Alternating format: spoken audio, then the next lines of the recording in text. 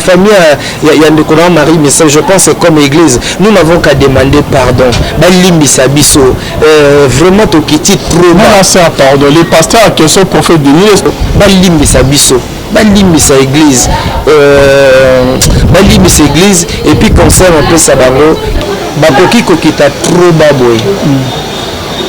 Pourquoi des gens qui ont servi l'Éternel à Katsamboka oyo Nanzela na bango, il y a des vies de gens qui ont été transformés. Il y a des gens qui ont donné leur vie au Seigneur à cause de la prédication na bango, à cause de l'enseignement na bango. Il y a des gens qui ont été édifiés jadis à cause de la matière na bango. Comment bako kita trop bas? Vraiment ça c'est la bassesse, ça c'est la médiocrité et c'est une honte pour l'église de mon pays. Et à son nom Marie Misamo. Mativisme et excès de zèle et remémorer la justice aux zangi barguiment, aux tiki famille, aux tiki mosso, tiki bana et vraiment ce personnellement je suis en train de regretter mais je demande pardon à la famille Misamo. Balimbisa bakipe yango te babwakisa yango bafamille ya Misamo balimbisa nayebi ete mitema bango ezoki balimbisa ça fait mal le bagage immortel Kanik va porter plainte va retirer plainte va porter que nga lancer yemoko pe moto na Nzambe. Shalom shalom bien-aimés dans le Seigneur, un grand merci na bino nyonso tubozola na biso de partout. Merci na pasteur Feza Misia, la bouche autorisée de l'Éternel depuis Zurich, na filo moko ya motema ya Bivens Dombo depuis Londres, pe na maman Gisèle Luke le motema papa Emmanuel na Boston. Merci na bino nyonso tout bien-aimé dans le Seigneur, toujours na cadre ya ko informer bino na émission na bio rien que la vérité.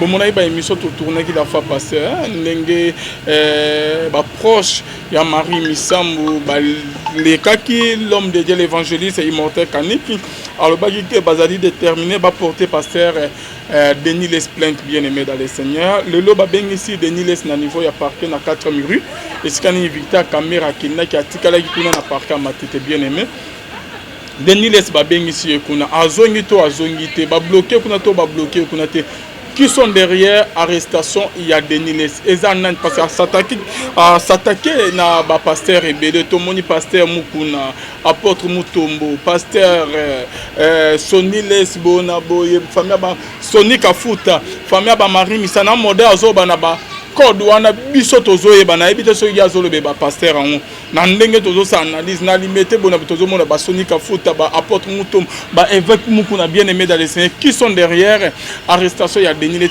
to découvrir tout à l'heure là mais avant to solona invité na tozana yawa to la nanan émission la fois passée au bandeko frère Max asenga qui pardon que balimisa famille ya Marie Misam balimisa Denis Les akota bolo côté to landi pe parmi ba éléments tout le monde appelle immortel Kanik o a d'ailleurs déterminé que Denis Les il faut pas porter plainte à la kisabango moi na o Marie Misam abota en cachette na pasteur bien-aimé dans les on suit ça et on se retrouve toujours après. La famille, il y a de Marie Missa, je pense que comme église, nous n'avons qu'à demander pardon. Balimbisa biso, vraiment to kiti trop non ça pardon les pasteurs qui sont prophètes de Dieu balimbisa biso balimbisa église balimbisa église et puis concert un peu ça bango bakoki kokita trop baboy. Pourquoi des gens qui ont servi l'Éternel à Katsamboka oyo Nanzela na bango, il y a des vies de gens qui ont été transformés. Il y a des gens qui ont donné leur vie au Seigneur à cause de la prédication na bango, à cause de l'enseignement na bango. Il y a des gens qui ont été édifiés jadis à cause de la matière na bango. Comment bako kita trop bas? Vraiment ça c'est la bassesse, ça c'est la médiocrité et c'est une honte pour l'église de mon pays. Et à son nom Marie Misamo. Mativisme et excès de zèle et remémorer la justice aux zangi barguiment, aux tiki famille, aux tiki mosso, tiki bana et vraiment ce personnellement je suis en train de regretter mais je demande pardon à la famille Misamo. Balimbisa bakipe yango te babwakisa yango bafamille ya Misamo balimbisa nayebi ete mitema bango ezoki Bandimbisa, ça fait mal. Le bagage immortel, Kamik, ils ont porté plainte, va retirer plainte, va porter que. Là, on sait là. Yemoko pe moto na Zambie. Na landi na mission malobi bon, na celui-ci na pesi kombo na adresse bino mo bokendo luka. Té. Mais na moment oyo na niveau oyo, moi to s'arrêter bongo ezate parce que oyo zo se préparer na se yenda yebité. Obligatoirement à obimisa mwana na nini parce que famille sikoyo et comme il a besoin à mwana. Pour famille ba mwana te. Famille ba yebi mwana te, sikoyo famille sikoyo et comme il a posa ya mwana. Mais ndeni mari misama ko za ka boti mwana di bana famille ba yebité. Ça secret pas yi. Exactement. Ndena lobi kasi lokola ye muta se porter gara yebis place mwana zali na na informer on de qualifie. Famille sikoyo ba comme na posa ba yebisika mwana zali. Sikoyo ba ça ni ba procédure ni na yebisa yo procès ya rosaranate. Na loba l'autre fois que procès ya rosaranate zo la muka. Bato ba kangama. Ah bon? Ngana ebisio. Donc vous avez déterminé. Na lobi na yo procès ya rosaranate ezoya. D'ailleurs, tu prends un conseil, on peut ça déjà. Ce que Moutaza hôtel à Bilok, on va le regarder au Kima. Mais ça passe au Kima. Ok. Procès, il y a Rosanate. Voilà, bon Zambé, Lola. Ezo Futa, Simanan, Toya Kolobaken, Zamba, Boto, Foyer. L'issue soit bien aimé. Tous allez na pasteur apôtre Basile. Shalom, l'homme de Dieu. Shalom de Qualvi. Bonne santé. Yeso Akipso Mawa. Santé très bien à Ngolwanza. Ok, Lido Bana Bande Bazolanda yo. Na pesi bandeko nyonso balanda biso mbote de partout bandeko nyonso bandima ministère na biso na pesi nyonso mbote place bozali ba o nyonso tozanga bango na kati ya losambo nzambe aza na bino pe ngolwa nzambe ezali ko na biso nyonso yo mo pe na pesi mbote nzambe apambola biso. Ok, apôtre Basile au moni na ba page partout sans epanzani que prophète Denis a été convoqué na niveau ya parquet ya 4000 unité. Réaction dans les années. Oui, bon, réaction. Oui, tant que dans mon d'abord c'est malheureux. Na loba qui yango que dossier oyo et reçuka na niveau ils a dossier moko. Personnellement, en tant qu'un homme de Dieu et puis un homme de droit, na yeba que dossier oyo et reçuka boy. Pourquoi? Ndeko moni na vie ro ça kan comme soumel comme moi na te. Ni comme moi na ezali comme très sérieux. Oui, c'est l'union surtout mais grave. Je crois que les alcamo grave que ils à côté il y a prophète Denis Lessi, ils à côté il y a ngambo là soit disant bakolo mwana et je savais très bien que dossier est au soukabo mais n'engezo kende ils a honorer l'église ça fait honte à l'église. Voilà ce que je peux. Ça fait honte na kati l'église. Au moment où on dit que le lot qui est bandé au batelemi, le but que Denis Lessi faut pas kangaye, tout le monde a intervention. Il y a mon musicien proche à Marie Missam, Azaï déterminé que non, comme déjà à niveau du colo, il faut Denis Lessi à l'Axamon, Azaï déterminé que quand ça Denis Lessi, le lot Denis Lessi, bien que c'est un niveau il y a parquet. Bon, au moment où en tant qu'enfant de Dieu, on n'encourage pas pratique il y a se traîner devant la justice parce que Dieu a établi des hommes, Dieu a établi des sages, Dieu a établi des personnes qui sont capables, quand il y a un problème, de se prononcer. Mais ça fait très mal quand devant des situations comme ça et que Bazo s'est porté devant la justice. Alors, en tant qu'un homme de Dieu, ceux qui ont ceux qui Denis Lessi c'est notre frère, Denis Lessi Aza Lekinabino et que beaucoup bengaye aya bo solola dans la même famille il y a fait Marie Missamu paix à son âme beaucoup bengaye paix basola naye bazo éclaircissement parce que ça vie à mutu za na kati wana ce que ça vrai ou bien ça faux beaucoup bengaye basolola la place bakende trop vite en besoin donc son azala qui pembeni ya bato wana j'allais dire na place au funda ye c'est mieux bobenga ndeko na bino bomikosola po trouver compromis voilà. Donc pour na yo ba retirer na bango plainte na niveau à parquet balimisa Denis de sa côté prison de Bolorote. Bon au moni ndeko Alvin comme ça comme il y a na niveau à parquet et comme a rosenga faut retirer la ba magistrat basala musala na bango mais ce qui ezalaki pour ngai même dans les missions précédentes je l'avais énuméré dans le sens que si ça dépendait que de moi, il y a la tête qui est fondée, mais le quoi il ils appellent quand notre tarte. Ils appellent notre tarte, bah qu'on retirer plein de soins et que bah solo dans la famille. Que bon voilà pour un problème boy. Na place tout se tirailler na place publique, na place tout se tirailler na justice parce que moi il comme la justice ne comme bongo ekobota marambo ebele. Ekobota marambo ebele parce que enquête ezalaka te ba tunyo ba question esili non. Enquête eza faut ba convoquer ba au-delà de convoquer il faut examen et ça là. L'examen il faut ça là ba luka ba yeba makila mwana wana ezala ndenge nini eza nani est-ce que muto bazolo ba ke papa na wana est-ce que eza vrai?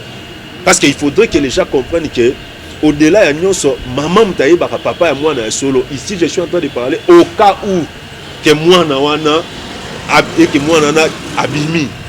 Mais il faut aussi écouter que mwana ngwa abimi wana za mwana ya soi-disant mutoyo prophète Denis ayebi wana. Alors enquête esengaka et c'est un examen et aussi un témoin et c'est tous ces gens là. Alors à mon avis encore retirer plainte tout seul dans la famille. Voilà. Tout seul en bon score net que moi na tika na eka bon famille ba yete ou comment. Oui, ces familles bazo reconnaître moi na te. Tine que immortel ba que ba kuma tina niveau ya parquet, il faut déniler à la kisabango et si comme moi nazali moi no que Marie Abuta. Oui. Bon, ndeko alvino moni vraiment moi na ndena otoloba, eza pour moi au sérieux. Vraiment moi eza pour moi mukete. Eza pour moi au sérieux et à la côté ya prophète, et à la côté ya famille parce que beaucoup de fans de rapper boité que moi na mo quelque part, moi na vanda boye azama kila na bino. Alors et aussi on a départ d'autres baluka baeba moi na ngazande donc luka boyeba moi na et c'est na parquet forcément te. Ba ko benga parce que Golanda Moussako Libre Azolo Bamakambo Ayebi et puis il donne des références même à Tasso Babengie et que famille il y a notre CRP à son Marie Missam Bako Benga épée Ndeko Yakano likamo moi na onizani nini est-ce que Isabo pour Ndeko Napso Marie Missam Azapé na ba responsable na ba grand frère Azana ba oncle Azana ba oncle na côté à maman côté à papa Bako Benga Ndeko ba vanisi bon expliquer biso moi na ngazala wapi azandenge nini koyeba mwana déjà forcément il faut pas qu'il na parquet koyeba mwana ikoza la ba bengi dans la famille ba solo dans la famille exact forcément quand il faut pas qu'il na parquet liboso à l'état nord ba ko so lango fait dans la famille ba tunyo so ba découvrir ba na bango ba kenda justice et ça ka likambo question qui volonté ezali mikolo baza ya famille ba associé na ba responsable à l'église ba vandi ba solo li et puis voilà problème et pour trouver solution au lieu de traîner ndeko na biso moko na biso devant la justice et zo honorer église. OK, merci beaucoup apôtre Basile. Tozo yebate au juste est-ce que ezali banani va porter de les plaintes. Ezali famille à Marie Missam apporte Mutombo avec Mukuna passer Soni Kafuta qui sont derrière arrestation ya Denis Messi. Bon. Concernant l'arrestation, le rôle a invité, le rôle a parqué des bénéficiaires, procureur magistrat qui signifie, parce que le grief faut reprocher, qui signifie qu'on a parqué. Voilà, to bénéficiaire pour les Kambouboé, Moutafundio, Aza Moutou parce que ce Moutou a fundi Moutou, en tout cas, ce qui va signifier une invitation, va signifier un ce bon. Exemple de Calvin, le Benga Kyo, invitation à Moutou X, na Y, ne, va signer devant la justice pour les Kambouboé. Donc je pense que na Oetali, bateau bafundi prophète, et pas liboso à magistrat d'Aoueba. Aoueba qui est bon pour notre dossier, soit tes familles il y a Sœur Marie Missamou, soit tes pasteur, soit tes Moutumoko au papier à se sentir concerné parce que problème à moi dans Oyo, les actes bimeli Moutumoko non. Il y a beaucoup de gens qui sont concernés par rapport à Yalikambo Oyo. Peut-être tant qu'on a justice ne va expliquer que Moutou a fundio et ça Moutou X na Y. Donc pour le moment, moi je spéculer exact mais le coup là prophète a invité à découvrir nani penza aza sima ya plainte. Mais comment comme il faut surtout pour partir à 4 minutes que tu côté ni Victor Caméra c'est ba invité qui est pekabo a comme on a tikali pe mbamo prison makala et ko bangi c'est ko pe ozana kana été to ebité ceux qui a déjà ko se présenter à tikali ou comment parce que silence total. Bon, au fait, ils ont cas oyo procureur magistrat sengara comparution physique qui a concerné. Il y a aussi des cas oyo bako invité yo ou avocat. Mais il y a des cas oyo magistrat a exigé la personne concernée aya. Alors, ce qui au komi kuna et dépendra siko et dépendra kana interrogatoire il y a magistrat. Ce qui a moni qu'il y a ce qu'on appelle les indices sérieux de culpabilité.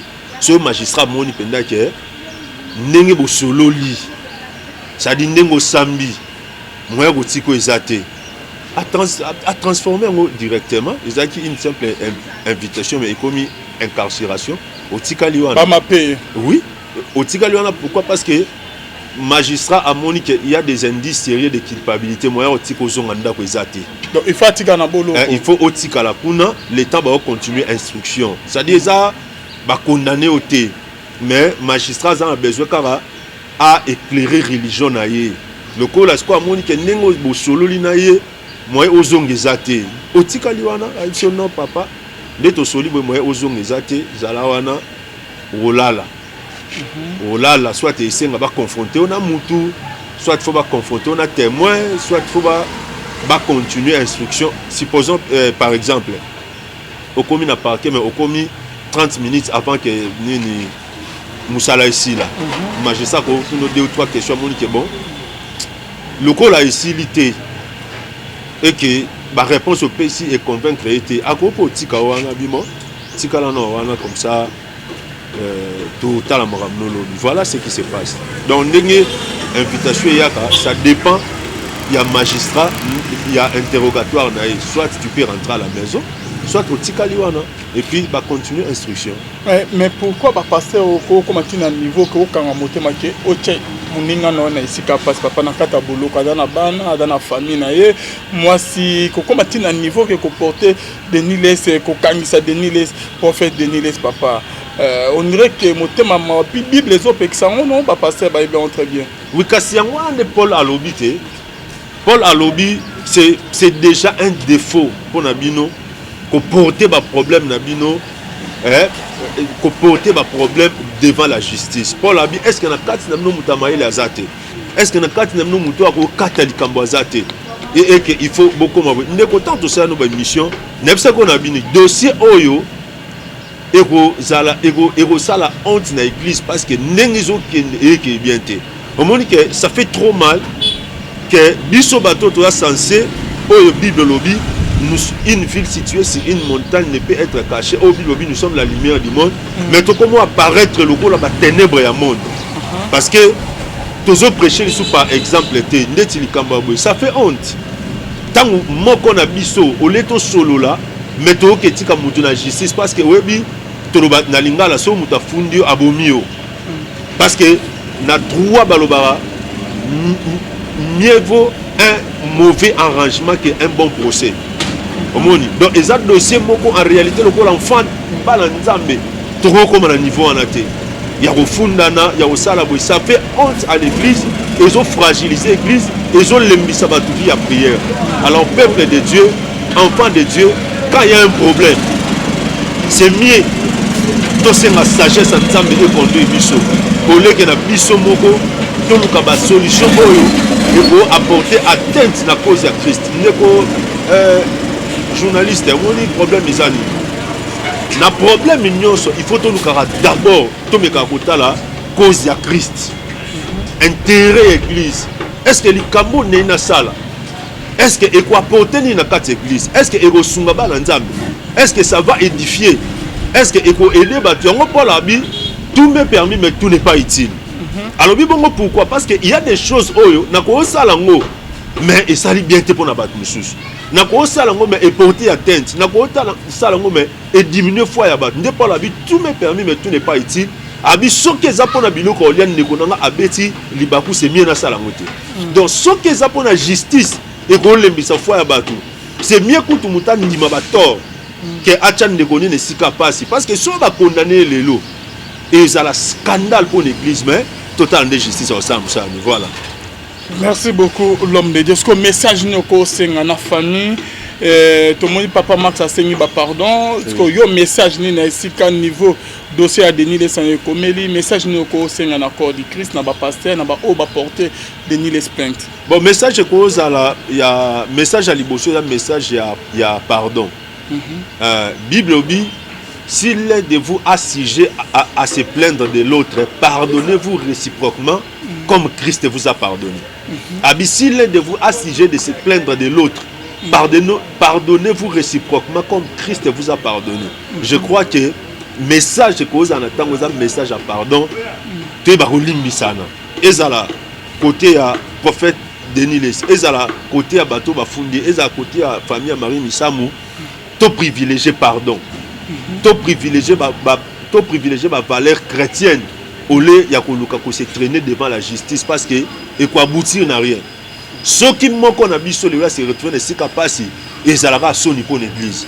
Ce qui manque on a mis sur le lot, azan si capable à comme souffrir et ça la honte pour l'église. Un message n'a pas c'est un message à pardon. Na ba partie prenante nyonso ça dit bateau nyonso baza concerné dans dossier o ba se sentir lésé ou bien frustré. Tu es limbisana, tu es habité de sango et bimela nini et là on est motivé ma kambu oyo mais na minute oyo message na ngoza il y a liboso ya pardon et puis message na baliser ya prière. L'église n'attend oyo ils en a besoin de prière. Nous avons besoin des hommes, nous avons besoin des femmes. Sozo na nga place aux ali ko sambelara pour na santé noté, ko sambelara pour na voyage noté, ko sambelara pour na musa noté. Joa pétan au sambela pour la église à Congo. Joa pétan au sambela pour la basali à Congo. Nous profitons directement à Porte Basile. Voilà. On a le temps, 20 minutes. Il y a un message, prédication, okay. Merci beaucoup, Ndeko, que Dieu vous bénisse. Donc on a continué pour la web Sabandeko qui est héros. L'église en a besoin. Il y a pardon et il y a prière. On a besoin, il y a pardon de part et d'autre. Puis nous avons besoin, il y a prière. Place aux alliés, et aux en zamba, et aux en retraite, et aux en prière. Pour s'embellir pour un problème. Mais je peux moment où s'embellir pour l'église à Congo. Je peux moment où s'embellir pour un pasteur. Quand la karaté que au bazo loba, que ba pasteur ba osalaboui, ba pasteur ba ozong saboui. Tala musalo yeso salagi ne pulusu. Tala l'œuvre de la croix. Tala souffrance wana, tala difficulté wana, tala basete wana. Bondela. Le Lanzambe a quitté pour l'église à Congo et que la bénédiction. La Bible dit quoi? La Bible dit si mon peuple qui est invoqué mon nom, s'humilie et prie, et s'il cherche ma face, je l'exaucerai des cieux, je pardonnerai leurs péchés et je guérirai son pays. Je crois que Dieu a besoin des hommes, Dieu a besoin des femmes au basa pour s'humilier. Bazuluka elongi nzambe, bazuluka manzambe pour que nzambe ayoka bango mawa. Nzambe apambola biso, tonu tozwa exhortation na biso, mais avant cette exhortation, nous allons prier. Toko sambela et puis toko zwa verset biblique moko yangonde e okotsa biso na kati ya exhortation na biso. Nzambe apambola batu nyonso oyo balandaka biso. Nzambe apambola batu nyonso Oyo Bazarana Biso et Longo, toujours un message moko, et puis nous allons pour Katia exhortation Nabiso, je vais prier. Dieu d'Abraham, d'Isaac et de Jacob, le Dieu de l'alliance et de fidélité, le Père de notre Seigneur Jésus-Christ, totiki momo na maboko na yo, tika okamba moma oyo au disposer mitema ya motonyoso akolanda biso, molimo na yo a affecté, onction est touchée, onction est visitée au nom de Jésus. Amen. Nzambe apambola batu nyonso oyo ba landaka biso, Nzambe apambola balandi nyonso ya la voix céleste, Nzambe apambola ba o nyonso Nzambe atinda bango na se ya lotomo na biso, ngolo Nzambe ezali ko na bino place bozali. Bien aimé, tozokota déjà na mois de novembre, tokoti na fin de l'année. La Bible dit mieux vaut la fin d'une chose et son commencement. Tant que la Bible dit mieux vaut la fin d'une chose et son commencement, il faut comprendre le mot suka ba bongisaka yango. Ba bongisaka suka po ezala faible lokola ebandélité. Ba bongisaka suka pour que ma camion tout étambola bien, parce que la Bible dit mieux vaut la fin d'une chose que son commencement. Et c'est dans ce même ordre d'idées, les Bibles mieux vaut aller dans une maison de deuil que dans une maison de fête. Bien aimé, moment tokomi, eza moment moko très très crucial, eza moment moko très très important parce que tokomi na fin de l'année. Fin de l'année, eza na ba réalité spirituelle ebele. Fin de l'année, eza na makambo ebele o esenga ke muto akota na kati ya prière pour que Nzambe asale faveur. Autant un verset biblique moko na mukanda Matthieu chapitre 2 le verset 2. Je lis au nom de Jésus, Matthieu chapitre 2, verset 2, la tangi na kombo. Bible le Bible. Jésus étant né à Bethléem en Judée au temps du roi Hérode, voici des mages d'Orient arrivèrent à Jérusalem et dirent: où est le roi des Juifs qui vient de naître? Car nous avons vu son étoile en Orient et nous sommes venus pour l'adorer. Où est le roi des Juifs qui vient de naître? Car nous avons vu son étoile en Orient et nous sommes venus pour l'adorer. Voilà, bien aimé dans le Seigneur, ce que la Bible nous dit. Donc, Yesu a botami, tant a botami, la Bible dit quoi? Ba mage baye. Ba mage tant ba koti na kati Israël, ba koti batu, bazana bongo na distraction. Ba koti ba sacrificateur, ba koti ba scribe, ba koti batu non sommet. Et loko lekeli ba mage ça parce que roi botami, mais personne, moutement taïbi que roi Mokondi a botami. Oui, bien aimé dans le Seigneur, il y a des gens qui ont des dons, il y a des gens qui ont la grâce, et ça na bateau, ba na katia biloko, mais oh Satan a distraire. Au monde des ténèbres, limité va comprendre que il y a des locaux, il y a na katia na bango. So tali vino bien, au tali chanter, au tali avenir, au tali kokola, au tali même ba prophétie, ba péchayo, on comprendre que tu as quelque chose en toi. Mais et là quoi nous allons même monde à ténèbres limité mouton soit conscience ba mage ba comme na Israël et là quoi lesquels bango ezake roi auto botama mais mouton moko tayebi mouton moko te aza conscient na kati ya mboka. Que Dieu soit loué. Maintenant la Bible dit quoi babi? Où est le roi des Juifs qui vient de naître? Car nous avons vu son étoile en Orient. Bien aimé, toi à la fin de l'année est un moment de sacrifice. Fin de l'année est un moment où le monde des ténèbres a besoin de sacrifier. Fin de l'année est un moment où Mokila Molili a besoin de Tumba Bameka. Alors on a 4 Bameka où est Tumba à la fin de l'année. Tous en a un sacrifice humain. Tous en a un sacrifice du sang. Mais tous en a un sacrifice étoile et abattu. Nous avons un moment où le monde des ténèbres a besoin d'étoile et abattu. Ils ont besoin de sacrifice et abattu. On a remarqué que les gens chaque année à tourner dans la situation moko. Chaque année au tourner dans le problème moko.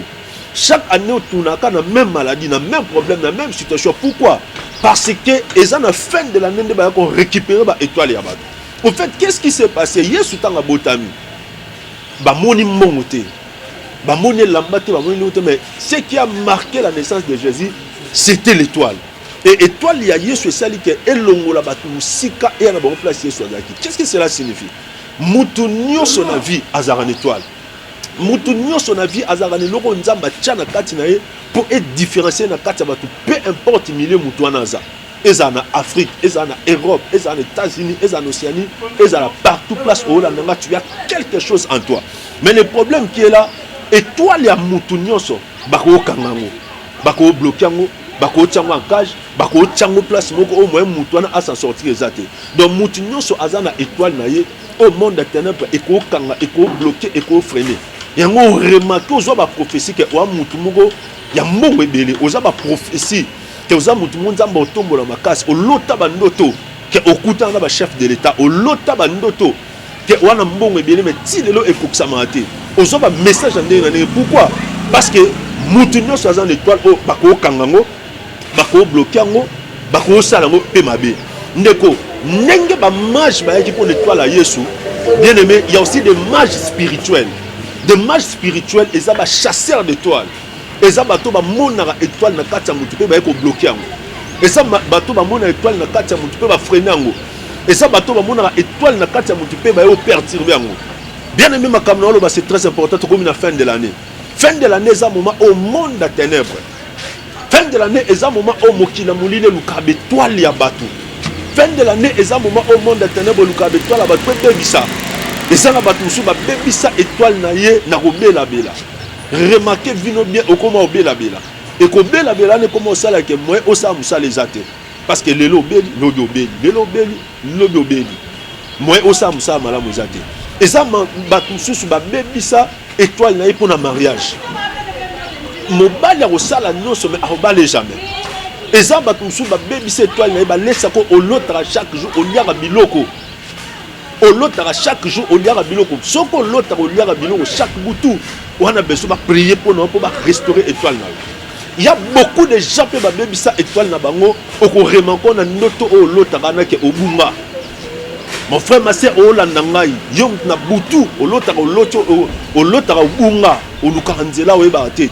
Cela signifie étoile no ba si ba récupérer pe ba kangango. Et bateau ba l'autre ba ndoto na vie au se retrouver te. Makambo lo beze belé mais médias attend. Ce qui m'a na étoile est la étoile est destinée moro lumineuse. Étoile est la qui si destinée moro meilleur on tamba chana katamu. So muto an étoile wana monde à ténèbres et engagera pour naie ba chasseur d'étoiles spirituelles et engagera ba mage spirituel pour ba récupérer étoile wana. Alors dans la prière, nous allons donner des orientations, nous allons donner des sujets de prière pour étoile na yo ezonga katina yo. Alors, il y a roloba et c'est belé mais médias et attendent. Et ça batusu ba iba étoile na boka mutoa ba no kange suki wana zo étoile. Et ça batusu ba iba étoile na mutoa sambela pono. Mon frère ma sœur, mutu ba pesa na mutunyo sauté. Mutu ba tikela mutunyo sauté asambela pono yo. Alors quand Jésus est né, c'est que les gens ont dit c'était son étoile. Tout ça à la fin de l'année, Nzambe alingi abimisa étoile à mutu mo. Vous remarquez vino bien. Au monde que Ezaki Ezesu oyo ezate so ba botoli étoile la mutu akoma obela bela so ba botoli étoile la mutu akoma na ba problème sérieux so ba botoli étoile la mutu bien aimé dans le Seigneur au monde mutu wana même musala malonga otika lozwate même na katanda kwa libala kimia ezalate même mabota eko kimayo alors to komi na temps to komi na moment o étoile na yo place aux na fin de l'année o mutu asimbate na fin de l'année o mutu a compliqué ngote. Alors, nous allons te donner des prières, nous allons donner des orientations par rapport à Onzamba Pessu sur la fin de l'année pour que l'étoile Nayo et Zonga, pour que l'étoile Nayo et Zala restaurer au compte à contact Nabiso et nous allons prier pour toi. Que Dieu te bénisse infiniment. Ngolo Nzambe Ezali Kono, Naina Sambela, Pona Nekonyoso O Alandibiso, Naina Tikona Kata prière. Dieu d'Abraham, d'Isaac et de Jacob, O Nyoso Babotola étoile, Bakanga étoile, Baïba étoile. Tika na nzela ya prière o étoile ne ezala restaurer étoile no ezala rétablir étoile bana no ezonga ya mobali na yo ya mwasi na yo ya famille no ezonga au nom de Jésus-Christ. Nzambe apambola yo apambola bana apambola misala apambola ba projet na kombo estolobi amen. Nzambe alola apambola biso benga biso na plus 243 89 69 16 721 plus 243 89 69 16 721. Nzambalola a pambola biso a pambola ndeko Alvin a pambola ndeko réalisateur. Que mon Dieu vous bénisse. Mais personne mutumo taibi que roi Mokondi abotami. Oui, bien aimé dans le Seigneur, il y a des gens qui ont des dons, il y a des gens qui ont la grâce et ça na bateau ba na katia biloko mais au Satan azo distraire. Au monde à ténèbres limité va comprendre que il y a des locaux et il y a des katina bango. So tali vino bien, au tali chanter, au tali avenir, au tali kokola, au tali même ba prophétie ba pécha yo. On comprendre que tu as quelque chose en toi, mais et loko nous allons même monde à ténèbres limité muto soit conscience. Ba mage ba comme na Israël et loko lekeli bango ça que roi auto botama mais mutu moko ta yebi mutu moko te aza conscient na kati ya mboka. Que Dieu soit loué. Maintenant la Bible dit quoi babi? Où est le roi des Juifs qui vient de naître car nous avons vu son étoile en Orient. Bien aimé toi à la fin de l'année. Fin de l'année est un moment de sacrifice. Fin de l'année est un moment au monde des ténèbres on a besoin de sacrifier. Fin de l'année est un moment où mokila molile on a besoin de tumba ba meka. Alors on a kati ya ba meka o e tumba na fin de l'année. Tous en a un sacrifice humain, tous en a un sacrifice du sang, mais tous en a un sacrifice étoile et abattu. Ne koto komi na moment au monde des ténèbres on a besoin d'étoile et abattu. Et on a besoin de sacrifice et abattu. On a remarqué que belé bazawana. Chaque année à tourner dans la situation moko. Chaque année au tourner dans le problème moko. Chaque année au tourner dans la même maladie, dans le même problème, dans la même situation. Pourquoi? Parce que ils ont la fin de l'année de récupérer l'étoile. Au fait, qu'est-ce qui s'est passé? Hier, sous temps à Botami, moni mongote, moni lambate, mais ce qui a marqué la naissance de Jésus, c'était l'étoile. Et l'étoile, il y a Yesu sali que elongo la batu musika et na bon place Yesu azaki. Qu'est-ce que cela signifie? Mutu nyonso na vie azara une étoile. Mutu nyonso na vie azara ne loko nzamba tchana kati na ye pour être différencié na kati batu peu importe milieu mutu anaza. Eza na Afrique, eza na Europe, eza na États-Unis, eza na Océanie, eza na partout place où là tu as quelque chose en toi. Mais le problème qui est là, étoile ya mutu nyonso bako kangango, bako bloquer ngo, bako tchango en cage, bako tchango place moko au moins mutu na s'en sortir ezate.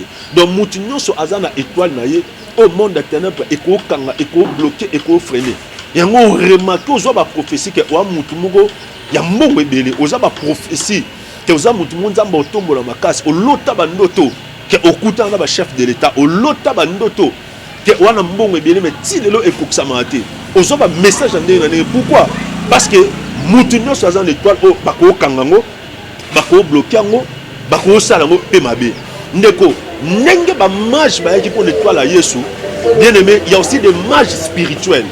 Des mages spirituels, ils sont chasseurs d'étoiles. Ils sont monara étoile na kati ya mutu pe ba ko bloquer ngo. Ils sont monara étoile na kati ya mutu pe ba freiner ngo. Ils sont monara étoile na kati ya mutu pe ba perturber ngo.